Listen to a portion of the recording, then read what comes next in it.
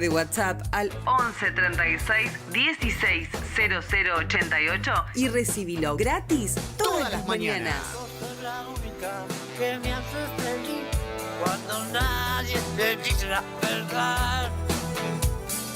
InfoSiberia, las noticias en tu celular.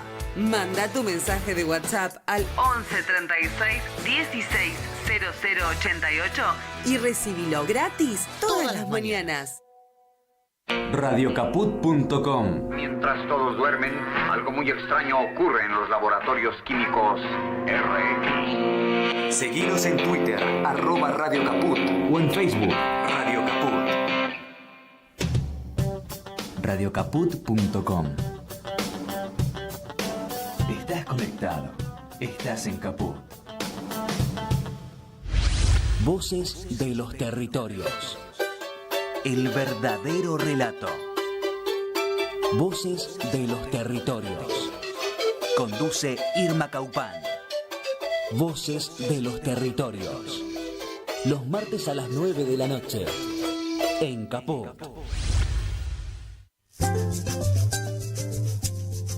Mari Compuché, Mari Pulamien, esto es Voces de los Territorios, un programa del Movimiento de Mujeres y Diversidades Indígenas por el Buen Vivir. Y bueno, hoy más que acompañada por una Lamien querida que hemos caminado y seguimos caminando cada uno desde distintos lugares. Nuestra Lamien Juana Antieco, bienvenida.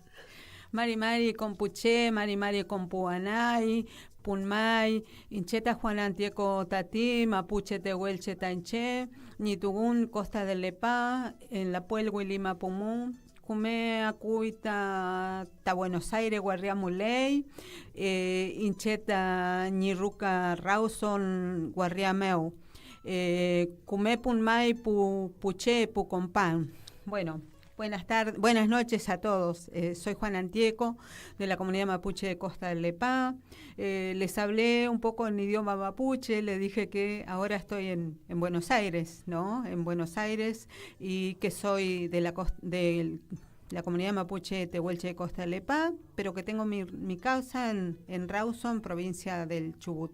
Así que muchísimas gracias, un saludo a toda la audiencia que está en sintonía con las voces de los territorios.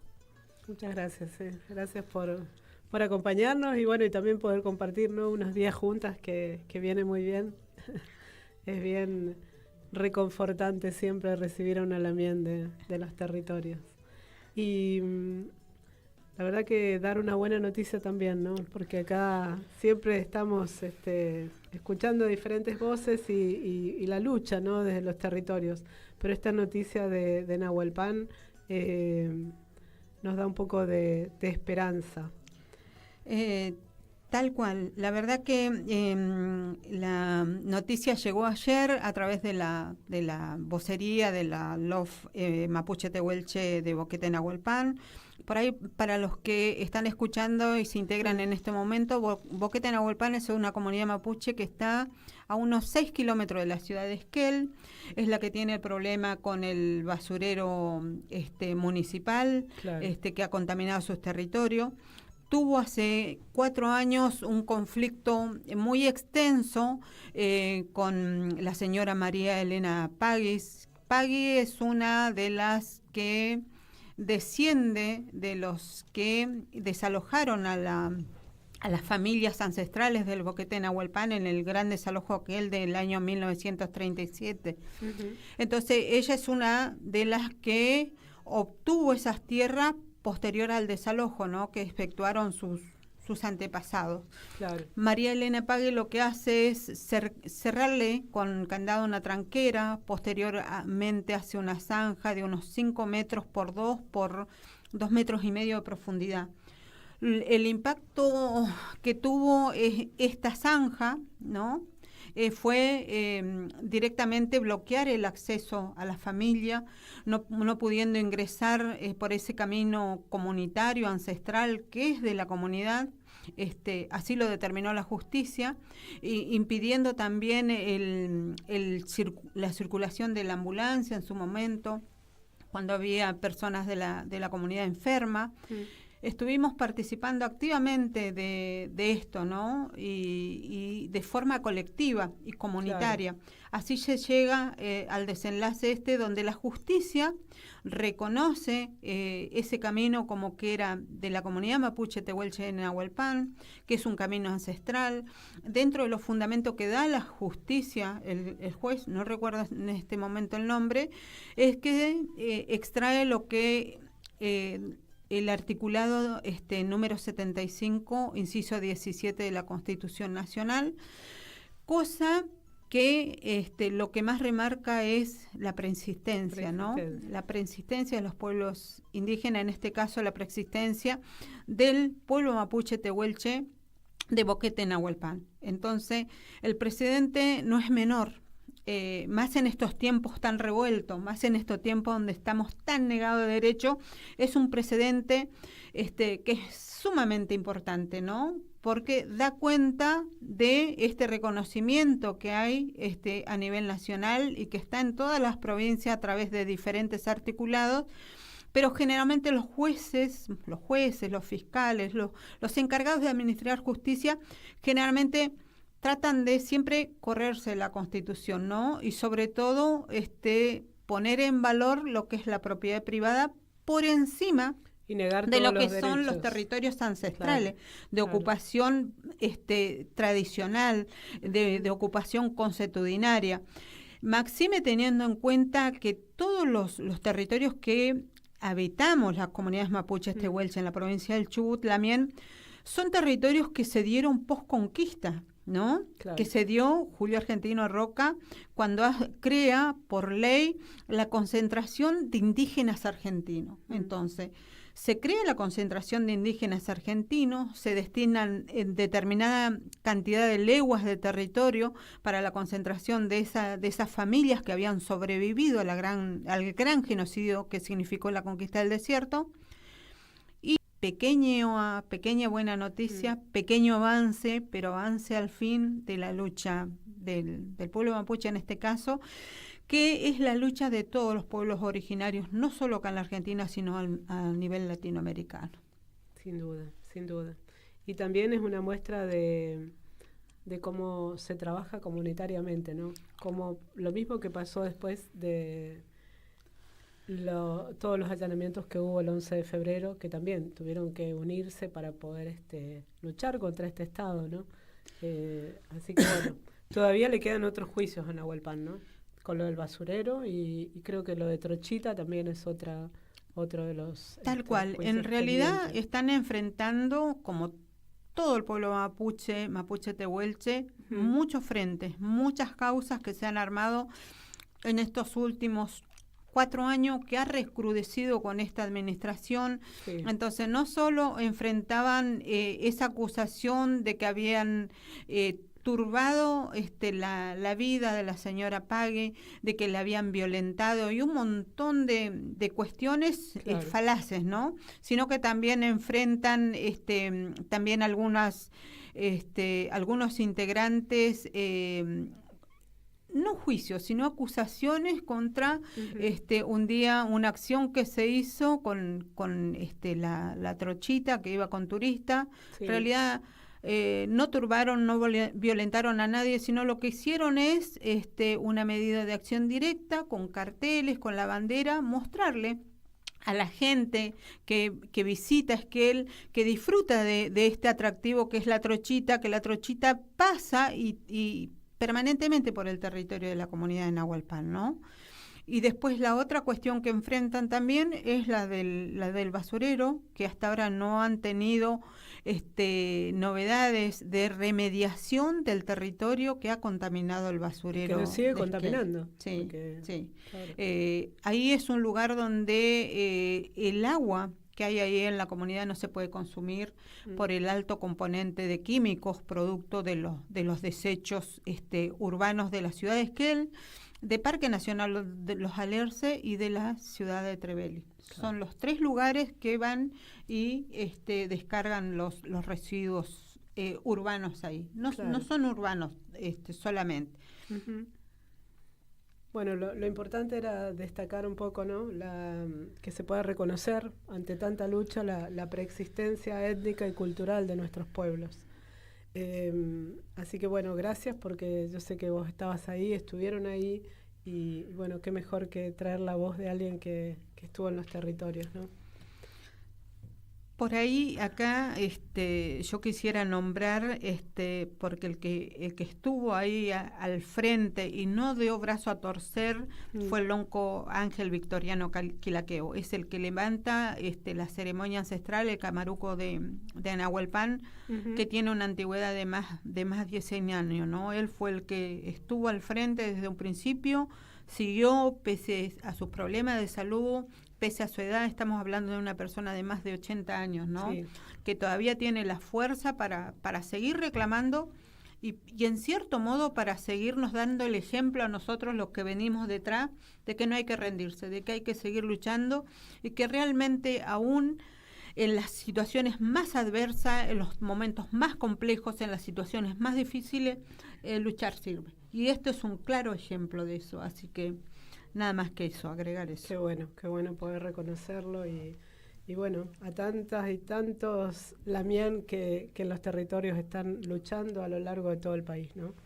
Así que bueno, algo que se va a realizar acá en Buenos Aires el 27 de septiembre va a ser una convocatoria que realiza el Lamián Adrián Moyano sobre historias del futuro. Y vamos a pasar un audio de él justamente convocándonos. Marimari, ñaña Irma, Marimari, Troquín y audiencia de Voces de los Territorios. Adrián Moyano saluda desde el Furilov Mapum, desde Bariloche. Quería contarles que el sábado 27 de septiembre, no el que viene sino el otro, voy a proponer un espacio de charla, debate, libros y cierre musical. Le puse como título Historias del Futuro, 2 encrucijadas del pasado mapuche y su presente, porque tiene que ver con que está por entrar en etapa de maquetación un nuevo libro de mi autoría que se va a llamar Sable Alemán, Lanzas Mapuches. Tiene que ver con aquella época en la que Federico Rauch falleció en un episodio que don Osvaldo Bayer pintó muchas veces como una emboscada a manos de Arbolito. Pero bueno, investigaciones que hice en los últimos años me permiten afirmar que la muerte de Rauch se produjo en un combate, en el combate de las Vizcacheras, un combate que tuvo lugar entre unitarios y federales en 1828 y que del bando federal en ese combate participaron varios grupos mapuche, entre ellos lanceros del lonco Venancio Coñuepam, también gente del lonco Pichi Loncoy, gente de Catriel. Y en realidad la muerte de Rauch fue provocada por un peñi que respondía al nombre de Nicasio Maciel, y Arbolito era otra persona, una persona allegada a Rosas. Pero más allá de estas cuestiones que podrían parecer detectivescas, lo que quiero poner de relieve es la inmensa presencia mapuche en lo que hoy es la provincia de Buenos Aires y su participación como aliados en los primeros enfrentamientos civiles de la Argentina que se extendieron durante décadas, ¿no? Hasta justamente la década del 60, década del 70, postrimerías de, o mejor dicho, prolegómenos de la mal llamada campaña del desierto. Y bueno, como siempre un libro, que sale un libro es como que cierra el ciclo del anterior, voy a aprovechar la circunstancia también para despedir el anterior, que se llama Su silencio, nuestro taíl, un libro que básicamente consiste de textos cortos, inspirados o ubicados en general en la década fatídica de 1880, la que significó la pérdida del territorio mapuche a raíz del avance del ejército primero y del capitalismo después. Así que, en definitiva, sin perjuicio de que ampliemos la semana que viene, les dejo esta invitación a esta actividad que he denominado Historias del Futuro, 2 encrucijadas del pasado mapuche y su presente. Va a tener lugar el sábado 27 de septiembre a las 18 horas en Corrientes 4023, y voy a contar con el cierre musical de Camila Barner, una vecina de Bariloche que vive en Buenos Aires, una cantora popular que vive en Buenos Aires, y su compañero José Torelli, palabras mayores en la guitarra. Así que queda hecho el convite. Los espero, les espero, las espero el otro sábado, el 27 de septiembre, en ese local que mencionaba hace un ratito. Seguramente la ñaña Irma va a poder precisar. Peumañer Mai, que nos veamos, estamos en contacto. Muchas gracias, Irma y equipo. Peucayal. Peucayal, nos vamos a estar encontrando entonces el sábado 27 con Adrián Moyano, y bueno, música y un momento también para recuperar la memoria de nuestra historia. Y ya está en nuestro Zoom otra también querida, Huaychafe, Moira Millán, de la Los Pijamahuiza, con todo su verdor. Mari. Punmay, qué lindo verte. También hay un mu. Sí, el Karen, el verde, Karelen, de verde, la cercanía de la primavera, ¿no? Sí. Muy bonito, muy lindo. Bueno, acá con la Mien también. Ahí la veo, a mi comadre, ahí a mi pana, a mi tieco. Ya estamos a pura torta frita y mate. Qué bien, qué bueno. La Mien, ¿cómo están por ahí? Ya el martes pasado estuvimos hablando con el abogado, con Luis Virgilio, para saber, ¿no?, cómo está la situación de ustedes después de los allanamientos, después de todos los atropellos que han padecido, ¿no? Bueno, continuamos en una situación de indefensión jurídica. Esto ya lo habrá comentado el abogado, que han pasado un desfile de abogados tratando de entrar a la causa y lamentablemente no se lo permiten, porque utilizan una verdad que es nuestra inocencia para justificarse, diciendo que no podemos acceder a una legítima defensa porque no estamos ni imputados ni somos sospechosos. Sin embargo, continuamos siendo vigilados con drones, con helicópteros, avionetas. Hay un desfile aéreo sobre nuestras cabezas, sobre nuestras rucas. No nos restituyeron nada de lo que nos robaron, porque a esta altura, si no somos sospechosos ni imputados, el secuestro de todas nuestras cosas es lisa y llanamente robo. Claro. Y tampoco han ordenado que la nulidad de la causa, como así también la inhibición del uso de nuestro ADN, porque es re peligroso el que ellos tengan nuestro ADN y que pueda ser manipulado y usado incluso en escenarios criminales donde no podamos cómo defendernos, no podamos tener cómo defendernos. Así que bueno, estamos recorriendo los territorios, teniendo charlando entre nosotros para ver cómo continuamos. Claro. Pero pienso que pronto tendríamos que, bueno, de hecho se está conversando, hacer una actividad, una movilización, una acción para dar no solamente visibilidad, sino presionar hacia la exigencia de justicia. Tal cual. No puedo anticipar la fecha ni lo que vamos a hacer. No, por supuesto, pero ante tanta impunidad e indefensión, la verdad que yo cuando lo escuchaba al abogado no podía creer, ¿no?, todo lo que han padecido, toda la violencia que han sufrido, y encima, bueno, les siguen diciendo, bueno, son inocentes, son estos, son aquellos, pero bueno, tampoco le modifican nada, ¿no?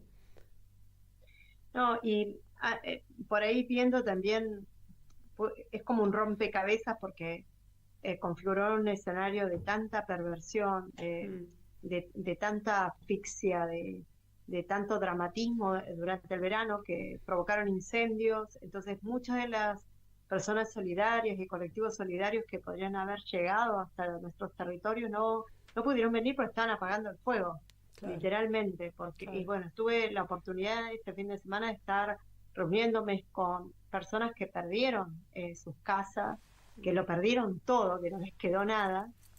Y me emocionó y me conmovió mucho la solidaridad que expresaban. O sea, la gente sabe que todo cuanto dijo el gobernador corresponde a una campaña, no solamente de difamación, sino de encubrir sus crímenes. Y por eso todas estas personas damnificadas que pude ver, con las que pude abrazarme en estos días, Sí. me dieron sus palabras de aliento, de fortaleza y sobre todo sabiendo la verdad que nosotros, el pueblo mapuche no es el incendiario, que acá los únicos incendiarios son las corporaciones extractivistas, los terratenientes y fundamentalmente instrumentalizando al gobierno. Entonces, sabernos que no estamos solos, que bueno, que muchos desconocían la magnitud de lo que había pasado, Claro. no habíamos llegado con el relato minucioso y detallado a estas zonas que fueron afectadas por los incendios.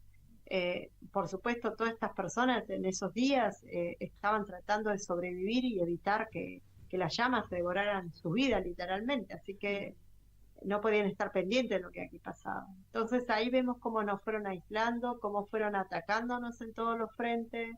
Es como esa teoría que escribió alguna vez Naomi Klein de la doctrina del shock, ¿no? Te golpean, te golpean, te golpean por todos los frentes, entonces pareciera estamos tan aturdidos que hay como una incapacidad de converger, de organizarse y de articular para defenderse. Básicamente pasó eso en el verano. Y ahora estamos en una primavera que ha tenido un invierno extremadamente seco, donde prácticamente no ha nevado. Claro. Las lluvias han sido muy, muy escasas. Los días me decían que llovió un 75% menos. Oh, muchísimo. Eso Claro. es una barbaridad Horrible. que la temporada del año pasado. Entonces prácticamente no ha llovido nada. Y bueno, con la llegada de la primavera-verano llega también la preocupación de que se van a ser capaces estos terricidas, ¿no? Si van a volver a intentar quemarlo todo. Está claro que tienen intenciones neocolonialistas, se sabe los vínculos que tienen con empresas como Mekorot, con el Estado de Israel, sabemos de la presencia continua y cada vez más visible de los soldados israelíes en Puelmapu. Así que estamos tratando de ver qué se puede hacer para protegernos, para evitar que esta gente llegue a consumar nuevamente despojos, desalojos e incendios. Así de mal está la gobernabilidad nefasta de la provincia de Chubut y de toda la Argentina, pero en particular la Puelmapu. Sin duda, sí, sí, sí. Encima un poco esto que vos decís, ¿no? Se dio todo, lo de los incendios, más los allanamientos, y encima acá todo tergiversado, ¿no? El viernes pasado estuve en una charla y pregunté cuántas de las feministas que estaban conocían lo que había pasado el 11 de febrero y creo que 4 o 5 nada más lo conocían, ¿no? Digo, encima de eso, tener que salir a decir las verdades y a seguir demostrando, ¿no? la inocencia frente a este Estado cada vez más terricida. Igualmente quiero aclararte que el desconocimiento tanto de los vecinos afectados por los incendios como otros sectores, incluso mapuche, sí, se debe a una estrategia de blindaje mediático muy acertada. Es decir, el gobierno utilizó todo lo que su patoterismo, su represión, su terrorismo de Estado y lo convirtió en propaganda política, que vos veías la propaganda en YouTube, digamos, de la aberración que habían cometido y reivindicando esa aberración como una política de Estado justa, cuando en realidad es una política de Estado terrorista. Y creo que ese blindaje mediático en su momento no pudo ser como infiltrado por la verdad. No había manera, porque estaban todos, incluso los medios alternativos, era un bombardeo de información. O sea, así como estuvieron los allanamientos, estaban los incendios, detenían a brigadistas, o sea, fueron muchas noticias. Tuvimos también la Todo el detención de verano Vic. sucedieron muchas cosas. Sí, fue todo así muy... Sí, fue Claro, la tremendo. detención de Vic, sí, muchas cosas en simultáneo. Fue Y eso también yo creo que no contribuyó para que pudiéramos poner en la centralidad de la agenda comunicacional lo que estábamos viviendo. Claro. Por empezar, siempre la marginalidad del tema mapuche, de los pueblos indígenas en particular, del tema mapuche en singular, digamos, Sí. que siempre nos tienen, bueno, como que es un tema controversial hasta en las familias más progre, ¿no? Que tenemos un progresismo racista también, hay que decir. Totalmente, sí. Se ha quedado sin palabras nuestra Lamien. Muy tarde. No, por ahí es importante escuchar el relato de la Lamien Moira porque yo la verdad es una persona que quiero un montón y que admiro profundamente la capacidad de resiliencia que tiene después de haber pasado, estuvimos en Bariloche juntas y haberla escuchado de vuelta, revivir todo ese momento, todo ese hecho traumático que significó los allanamientos desde las 7 de la mañana hasta las 6 de la tarde, realmente, y verla entera, aunque por ahí se quiebra y es lógico, ¿no? Eso habla también de la fortaleza, del Nehuen que ella tiene y bueno, de esta cuestión de aferrarnos a la espiritualidad, al saber, a nuestros ancestros, para seguirle pidiendo fortaleza, que nos sigan guiando y que nos sigan acompañando y sobre todo que nos sigan protegiendo, ¿no? Por ahí es la forma que encontramos de seguir andando, ¿no? Y la verdad que pensaba mientras estaban hablando que pareciera ser que para el pueblo mapuche tehuelche no hay un techo que digamos, bueno, acá terminó la violencia, ¿no?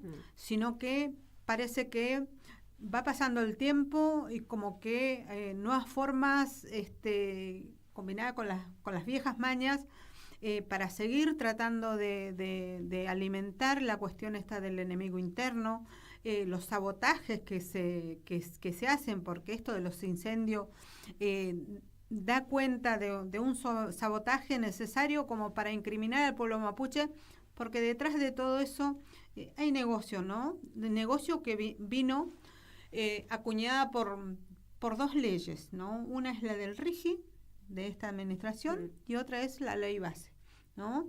Que abre las inversiones de las grandes empresas y este acceso que se genera a través de estas leyes hacia los territorios que están habitados por el pueblo mapuche tehuelche, por comunidades como es Pillalmahuiza, como es la comunidad de Boquete Nahuelpan, como es Costa Lepá, donde yo estoy, ¿no? Y claro, los múltiples proyectos que vienen aflorando, ¿no? Con esta modalidad legal, ¿no? De las empresas hidroeléctricas, el tema de las ventas, de los loteos VIP, porque ahí donde desalojan a los Lamien de Pailaco hay un loteo VIP, ya se empezó a construir un hotel, hay una traza de la ruta 40 que se va a desviar. Entonces no es casual, ¿no? Esto de seguir alimentando la cuestión de la RAM, del mapuche terrorista, que se diferencia del mapuche bueno, que es por ahí obsecuente del poder de turno, ¿no? Y detrás se va generando todo este despojo, ¿no?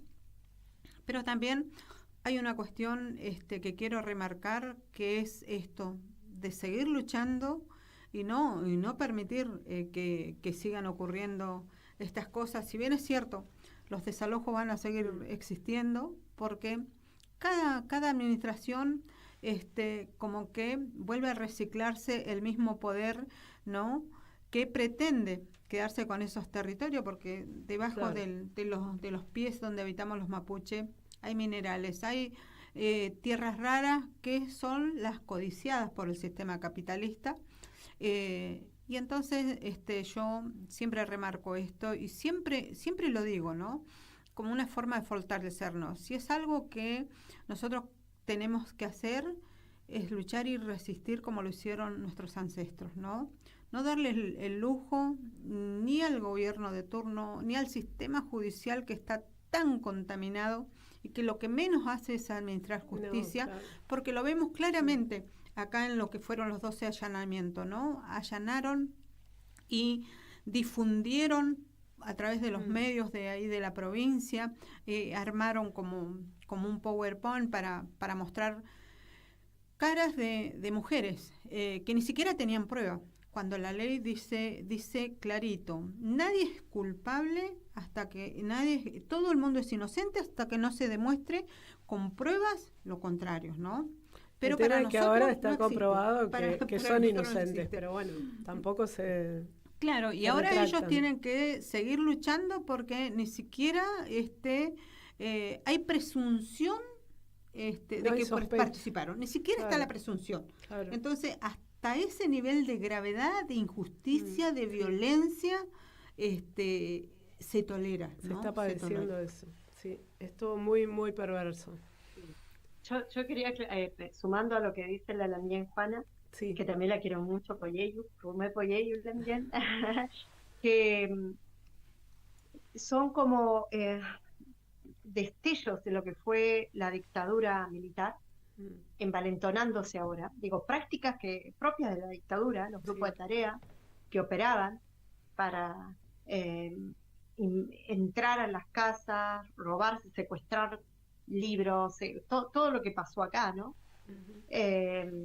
Y encarcelar y llevarse personas, desaparecer personas. Digamos, para que se llegase a ese escenario tenía que haber cierto consenso social. Había un sector que sí creía en la teoría de los dos demonios, que sí creía que habían terroristas, que sí creía que estas personas merecían ser desaparecidas. Ese sector nunca fue barrido de la Argentina. Ese sector se alimentó y alimentó a las generaciones que le siguieron con las mismas teorías, con la misma lógica. Y hoy escuchás a una periodista como esta Pérez hablando de los mapuches, hablando de la gente terrible. pobre. Sí. Entonces vos decís, pero ella no sale de un repollo, sale de una sociedad enferma, porque Argentina es una sociedad enferma, a partir de que nace de un genocidio, un Estado que nace de un genocidio. ¿Cómo puede tener políticas humanas? ¿Cómo puede tener justicia? O sea, estos administradores de justicia son parte del refuerzo de esa patología social completamente contaminada y que es parte de esa herencia colonial.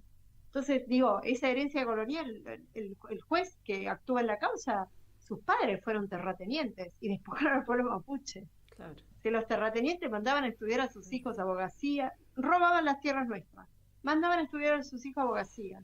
Luego sus hijos se convertían en legisladores, en diputados, es decir, que no solamente eran los que manipulaban las leyes, sino que después fueron los hacedores del marco legal para el despojo. Entonces, cuando hablamos de la administración de justicia del Estado, no estamos hablando de la verdadera justicia. Y para que esta situación cambie, se tiene que hacer un revisionismo histórico y tiene que haber realmente una propuesta de sanación, de volver de tratar de construir un vínculo de reciprocidad con los pueblos indígenas, de respeto, esa memoria y verdad justicia aplicada en política para los pueblos indígenas. Y eso realmente no sucedió con ningún gobierno, porque yo siempre digo que el racismo es ambidiestro, es de la derecha y de la izquierda, ahí está siempre. Sí. Entonces tenemos gobiernos progresistas que han sido completamente nefastos con los pueblos indígenas y tenemos el fascismo que es nefasto de manera coherente con los pueblos indígenas.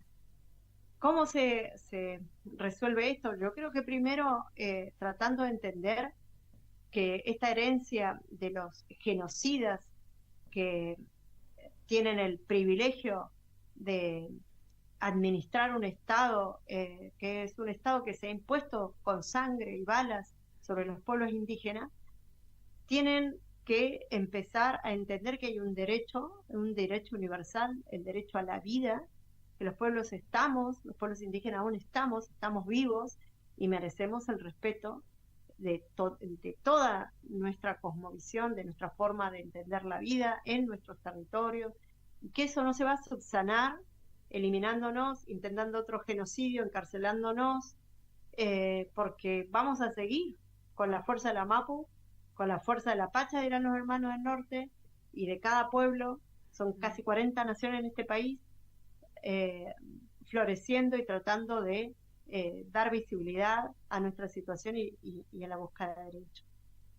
Hace poco, y termino con esto, hace poco escuchaba a un argentino hablar sobre la situación en Palestina y decía, no solamente es grave por el genocidio, el exterminio físico que están haciendo del pueblo palestino, también, y tal vez es lo más grave, el intento de exterminio de una cultura, decía él, porque están tratando de sustituir la cultura israelí por la palestina, la cultura del colonialista por la de ese pueblo oprimido e invadido. Y yo pensaba, es exactamente lo que el Estado argentino ha hecho con nosotros. Y un sector progresista, un sector pensante, un sector humano, ve esto como una aberración en el pueblo palestino, y lo es, lo que le está pasando al pueblo palestino es una aberración, claro. Y deberíamos estar todos reclamando el derecho a una Palestina libre. Pero eso mismo está pasando acá, en Argentina. Y necesitamos que también esa analogía de esa narrativa social, histórica y política sea aplicada en el marco de la verdad, es decir, poner este paradigma de lo que es humano, no políticamente correcto, lo humanamente correcto, para leer en clave de esa profunda humanidad los hechos que están aconteciendo en los territorios. No solamente mapuche, digo, hace poco veía lo que está pasando con el pueblo en Vía Guaraní, que en estos momentos están en Misiones, sí. Protestando y expreso mi solidaridad con ellos. Entonces, es re importante que el pueblo argentino pueda repensarse, porque si no nos repensamos, si no nos sanamos, decimos, un presidente que está re loco, bueno, es una sociedad que no está bien, es una sociedad desequilibrada la Argentina. ¿Cómo se puede pensar en una sociedad sana y armoniosa construida desde un genocidio y la negación de ese genocidio? Es imposible. Tal cual, sí. Y la deshumanización va acrecentándose cada vez más, y el racismo cada vez más se va profundizando. Y en medio de este contexto, con este estado que tenemos ahora, mucho más, ¿no? Entonces, son momentos de empezar a recuperarnos, o ver de qué modo, ¿no? Empezar a sanar, como decís vos, Moira, y recuperar esa memoria. A mí me parece que lo fundamental de este estado es que la memoria se perdió, no hay una continuidad. Hubo toda una generación, o muchas generaciones, que no hablaron de la verdad, no dijeron realmente, ¿no? Entonces, bueno, llegamos a estos momentos de tener que celebrar o alegrarnos de que nos reconozcan la preexistencia étnica y cultural, ¿no? Como pasa con Nahuelpan, pero digo, bueno, hay todo un proceso que todavía no se realizó. Claro, por ahí también eso da cuenta o habla a las claras de que esto que nos pesa, que la conquista del desierto no terminó, que por ahí lo vemos y por ahí es doloroso para nosotros, porque eso significó el genocidio de nuestros antepasados, los campos de concentración, los traslados forzados, las mutilaciones de los hombres, de las mujeres, la entrega de nuestras niñas acá en Buenos Aires, en el patio Bullrich, para que sean hagan los mandados a la clase burguesa, ¿no?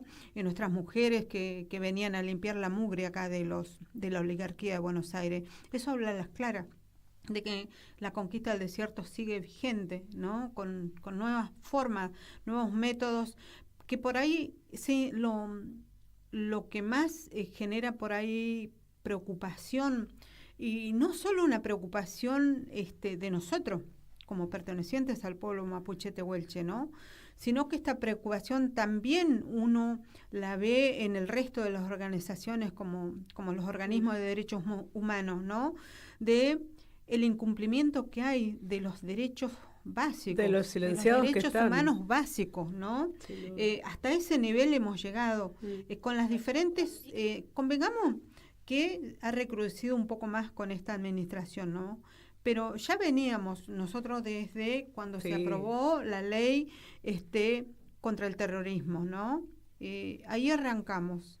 Después se agudizó con la reforma de algunos articulados ahí del Código Civil, y cada vez se suman más cosas que atentan, y vamos por ahí abrir la cuestión, y no solo quedarnos en que nos pasa a nosotros como pueblo mapuche tehuelche, ¿no? Sino que le pasa al resto de la sociedad, le pasa a los obreros, las amas de casa, a los estudiantes, a los docentes, al personal de salud, a muchos, ¿no?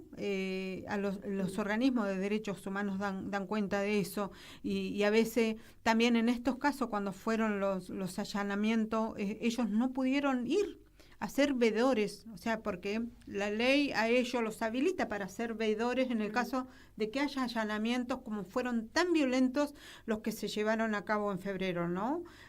Se les negó el acceso. Se les negó el acceso también cuando se hace la formulación de cargo. También no pudieron estar. Entonces estamos viendo un avance sobre los derechos humanos básicos que realmente a nosotros no nos asombra, ¿no? Porque somos sobrevivientes del mayor genocidio del Estado argentino. Pero sí, por ahí empezar a que la sociedad se involucre, ¿no? Porque no es que esto le ocurre solamente al pueblo mapuche. Por ahí, nosotros somos por ahí el laboratorio. Lo que nos pasa a nosotros le va a pasar al resto de la sociedad. Está pasando. Y está pasando. Claro, está pasando. Sí, sí. Lambien, bueno, acá tenemos tu libro también. Y sé que estás haciendo un recorrido y, bueno, justamente, ¿no? A través de ese recorrido poder llevar la voz y dar a conocer todo lo que realmente sucedió y sucede. Sí, te agradezco mucho que tengas el libro ahí. Hemos charlado también sobre la situación del libro, que en la provincia de Chubut tiene un nivel de persecución importante el libro. Todavía está bajo investigación por posible material terrorista, ideológico terrorista, o algo así dijeron. Y bueno, afortunadamente no tienen cómo censurarlo a nivel nacional, así que se puede conseguir. Si pudieran censurarlo ellos lo harían, pero sería llevarse el puesto al Estado de Derecho, ¿no? Si empiezan ya con censuras así explícitas, lo que hacen es mala propaganda. Y bueno, así que el libro camina, por supuesto no tiene la visibilidad que me gustaría que tuviera. Me cuesta muchísimo encontrarlo en las librerías. Hay algo que pasa también con las distribuidoras, y es que muchas de ellas, las grandes al menos, pertenecen a grupos, corporaciones vinculadas a la sociedad rural, corporaciones vinculadas justamente a poderes muy, muy racistas, muy antimapuches. Entonces, claro, el libro no está llegando a muchas librerías. La gente me cuenta que va, lo pide una y otra vez. Yo le pediría que sigan haciéndolo, que tienen la obligación de traerlo, y si no lo están haciendo es que son parte de un boicot silencioso, ¿no? A mí me apena mucho porque tardé 2 años en escribirlo. Ahora el libro empezó a caminar en el mundo, se está traduciendo a varios idiomas, se está presentando en otros países y le está yendo muy bien en otros países. Y acá en Argentina, de hecho, cuando me invitan a dar charlas y a presentar el libro, me cubren todos los gastos, incluso me pagan por la presentación de los libros. Y acá en mi provincia, por ejemplo, me tengo que autogestionar yo para llegar a los lugares a los que quiero ir y realmente Claro. una ofrenda porque no gano nada. Sale más caro salir de acá del Loft William Maurice a los puntos donde voy a dar la charla que lo que puedo llegar a ganar con los libros. Pero es una forma de ir rompiendo el boicot que le están haciendo a Terricidio. Y bueno, he caminado tanto por el país a dedo, en situaciones realmente muy, muy difíciles, muy crudas, te diría casi inhumanas para poder lograr la organización de las mujeres indígenas. Así que salir a andar los territorios para que se conozca Terricidio no me parece tan grave. Y Así que aparte te me agradezco. parece que es imprescindible en este contexto, en estos momentos, ¿no? Terricidio, todo lo que involucra para poder hablar, ¿no? De las realidades del pasado y del presente. Me parece que es fundamental y realmente hoy veníamos hablando con Juana del libro que bueno, tiene una cantidad nos pone palabras a una cantidad de sentires y bueno, nos da conocimiento de una cantidad de cosas que me parece que todos tenemos que escuchar. Y ahora en Entre Luz se presenta La Rebelión de las Flores también, que están ustedes dos como protagonistas. Y es una película que me decía Juana que no se había mostrado allí, Mira. ¿no, Juana? Mira, bueno, que siga entonces caminando la película también. Sí, también es un modo, ¿no? Nos sirve para poder hablar de el caminar de las hermanas y de todo este terricidio que no empezó ahora con este gobierno, sino, bueno, como vos decías, ¿no? De un genocidio indígena. Yo creo que todas las formas, el libro a mí me encantó, le venía comentando a Irma que lo terminé de leer yendo para Bariloche.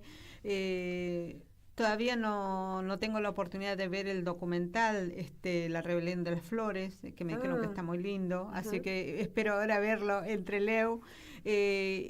Los documentales yo creo que dejan un mensaje importante, potente, y hay que seguir trabajando. De alguna manera hay que generar conciencia, ¿no? De alguna forma tiene que renacer ese nuevo pensamiento de solidaridad, de involucrarse con los derechos humanos, de involucrarse con la defensa de la vida, básicamente, ¿no? Y todas las formas tienen un impacto en las personas que leen un libro, en las que ven un documental, genera en cierto modo conciencia, a través de eso también se educa, porque se hace educación también con los documentales, con los libros, se hace educación, ¿no? Uno aprende y se va cultivando y por ahí va siendo un poquito, no sé si más sabia, pero No, se muestran realidades que la gente muchas veces desconoce, ¿no? Entonces eso es lo enriquecedor de todo esto. Tanto el libro como la película son diferentes modos de poder mostrar lo que realmente sucede, ¿no?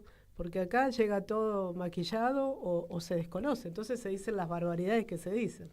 Tal cual.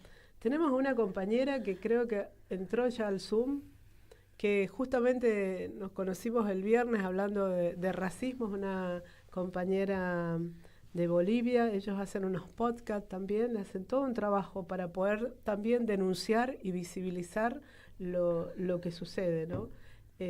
Con el ecofeminismo. No sé si Lila habrá entrado.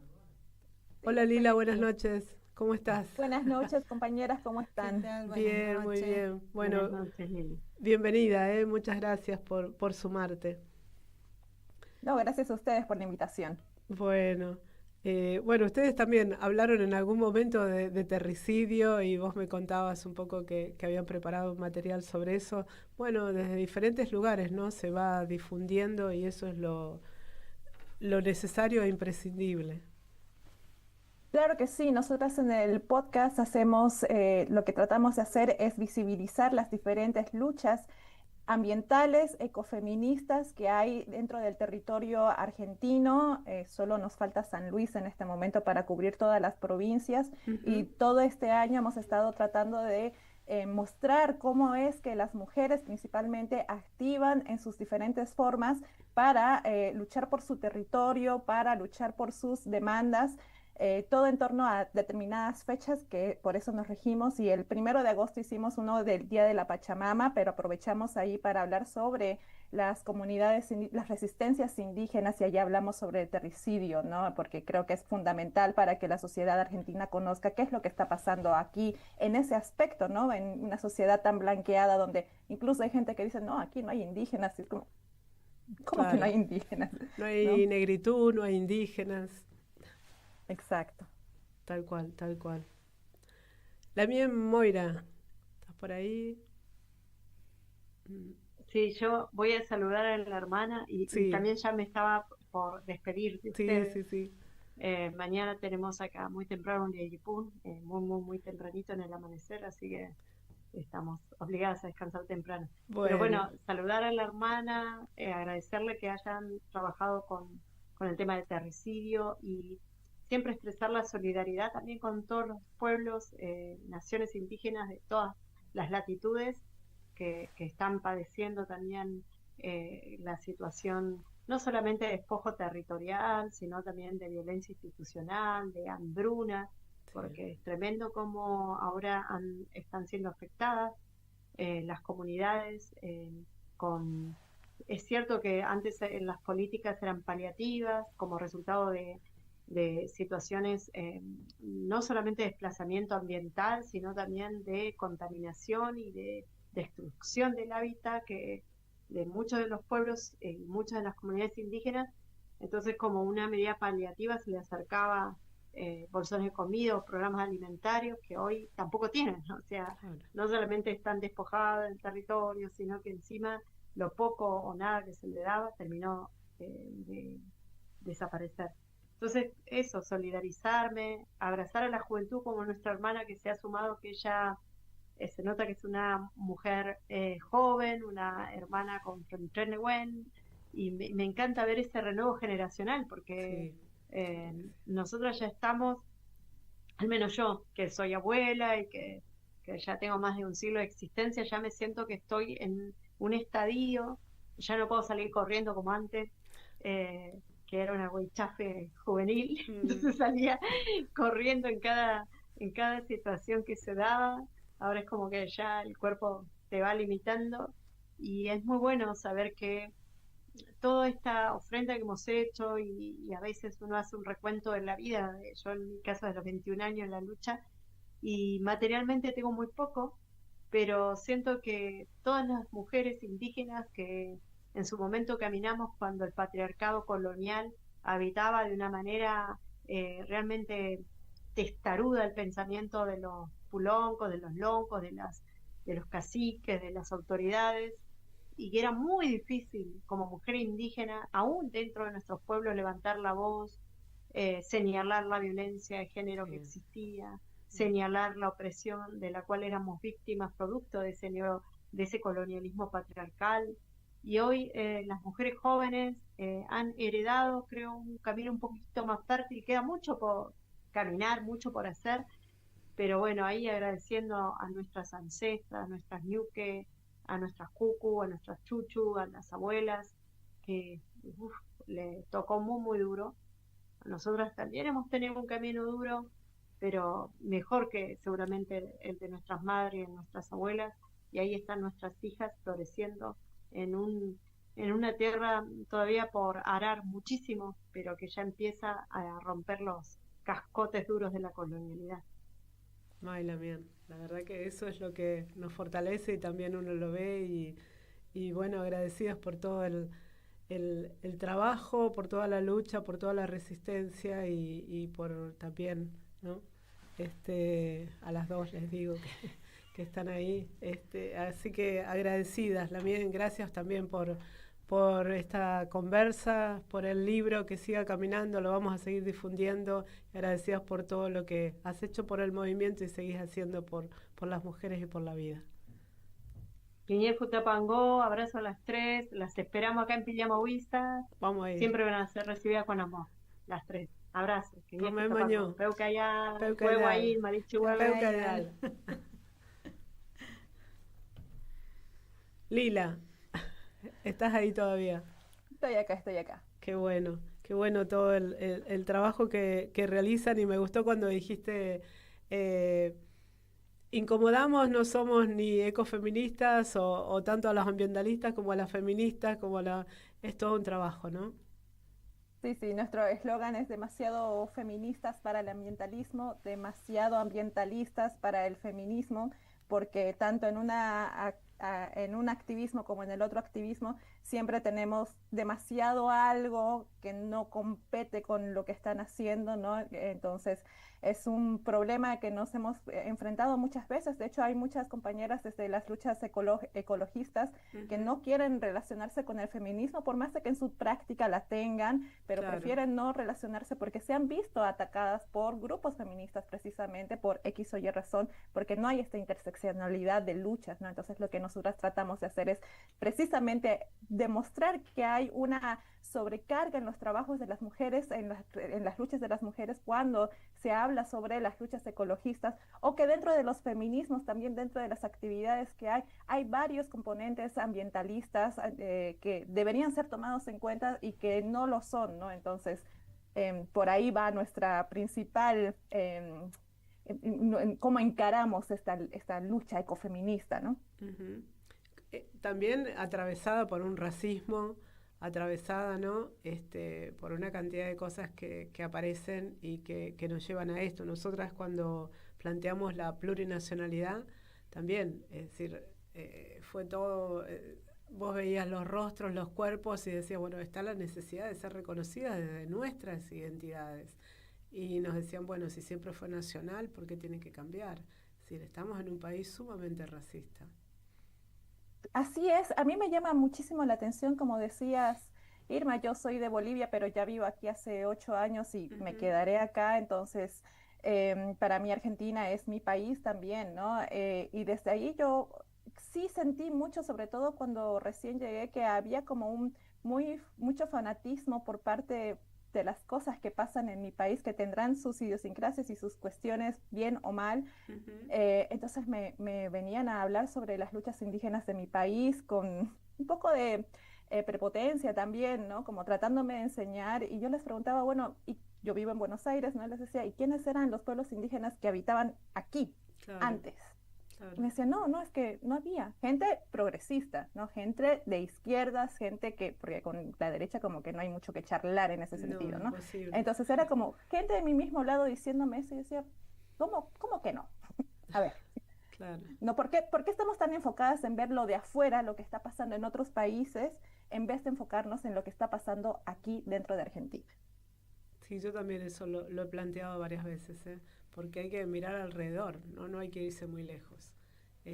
Pero bueno, para mí, vuelvo a lo mismo, para mí tiene que ver con un racismo estructural que atraviesa todo y que impide que los procesos identitarios se realicen y que podamos vernos, ¿no? Podamos ser reconocidos.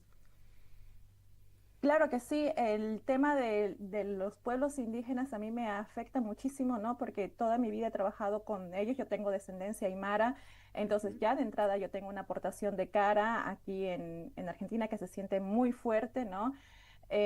Y me ha tocado situaciones donde o he recibido un racismo muy explícito con violencia, o si no, dentro de espacios, de nuevo, progresistas, como decía la hermana antes, ¿no?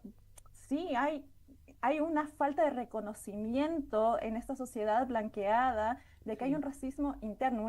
Se piensan que como el racismo no es como en los Estados Unidos, entonces no hay racismo, ¿no? Entonces acá es muy diferente, cómo lo tienen tan imperceptible, hasta negado, ¿no? Es muy difícil que lo vean, y quienes lo ven es porque después de un gran proceso, trabajo y mucha ganas de querer verlo, es que lo hacen, ¿no? Pero una que lo vive en carne propia, se da cuenta, es muy fácil escuchar, no, aquí no hay al hombre blanco de 40 años clase alta, no hay racismo. Claro. Bueno, en mi experiencia personal, entonces, ¿qué es? Claro. Sí, es una constante, ¿eh? Incluso a mí me ha tocado con hermanos o hermanas que vos decís, pero estoy viendo tu rostro, tu cuerpo, no podés negarme, pero sin embargo se logra eso, ¿no? Un poco lo que hablábamos también, que es recuperar la memoria que se ha perdido, que que eso lleva justamente a caer en una blanquitud y en una invisibilización de nuestros pueblos, ¿no? Así. Sí, y precisamente por ese tema de la memoria es que empezamos a hacer este podcast que se llama Carpincha TV, que sale por Radio Z y también está en YouTube, que surge también del encuentro plurinacional de mujeres en San Luis, ese encuentro que fue bastante caótico, ¿no? Sí. El encuentro disruptivo, ¿no?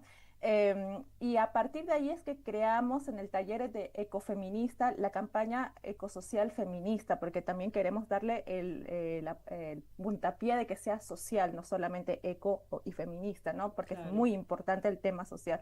Con la campaña ecosocial feminista estuvimos articulando durante un par de años hasta que a finales del año pasado decidimos, tenemos que dar un paso más adelante, porque en los talleres de ecofeminismo siempre surgía este tema de que, bueno, falta esta lucha, y hay esta lucha, y hay esta lucha, y así como interminable, ¿no? Siempre hay una lucha más que no conocemos. Ante esa necesidad de poder recopilar y también esta necesidad de hacer algo, porque en estos momentos con una derecha tan arrebatadora, ¿no? Tan imponente, sobre todo en su principio, daba una sensación de que cualquier acción que hagamos no va a ser suficiente y no podemos contra esto. Y sí podemos hacer, tal vez en otros niveles, tal vez en otros espacios, ¿no? Entonces decidimos hacer este podcast para recopilar esas luchas, para visibilizar esas luchas, para generar esa memoria colectiva sobre lo que está pasando aquí en Argentina. Dejémonos de centrar tanto lo que pasa afuera, que también es importante ver lo que pasa afuera, obviamente, pero ¿qué tal si nos enfocamos y vemos lo que está pasando en nuestro extenso territorio como es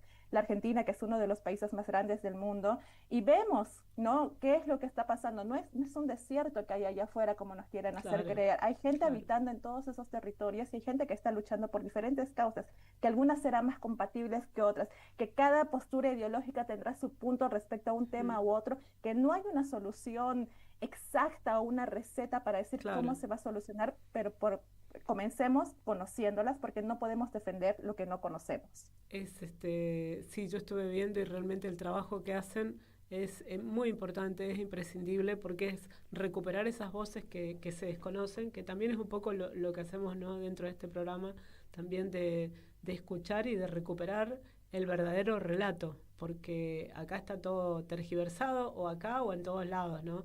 Entonces se hace cada vez más difícil, o bueno, caemos en esto, ¿no? Los mapuches somos los terroristas y bueno, etcétera, etcétera.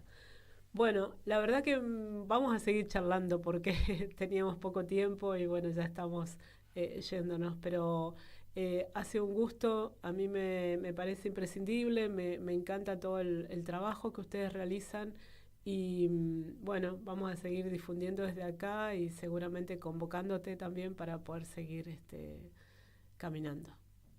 Muchísimas gracias por el espacio y bueno, ojalá nos podamos ver en otras condiciones, en otros momentos y bueno, aquí siempre en red porque tenemos que estar juntas. Sin duda, seguimos caminando. Muchísimas gracias, un abrazo. Gracias. Bueno, gracias Damián por acompañarnos y bueno, esto fue Voces de los Territorios, un programa del Movimiento de Mujeres y Diversidades Indígenas por el Buen Vivir.